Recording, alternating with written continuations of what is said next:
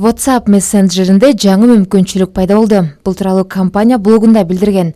Мындан ары WhatsApp мессенжеринде ишке ашырылган тайпалык аудио, видео чалууларга 8ге жакын адам кошула алат. Маалыматка ылайык, коронавирус пандемиясынан улам дүйнө жүзүнө киргизилген карантинге байланыштуу колдонуучулар мурункуга салыштырмалуу мессенжерди көбүрөөк колдонуп башташкан. Алардын арасында тайпалык чалуулардын популярдуулугу өскөн. Ошого байланыштуу компания тайпалык чалууга мурункуга караганда 2 эсе көп колдонуучунун катышуу мүмкүнчүлүгүн иштеп чыккан. Мурун тайпалык чалууга 4 гана киши катышса, эми 8 адам бир учурда сүйлөшүү мүмкүнчүлүгүнө ээ болот.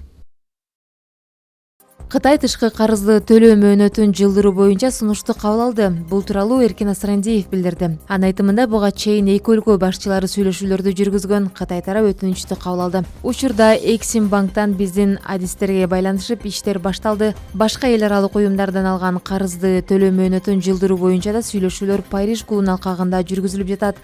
Кыргызстандын жалпы тышкы карызы 3,7 миллиард доллар болсо, анын 1,7 миллиард долларга жакыны Кытайга туура келет.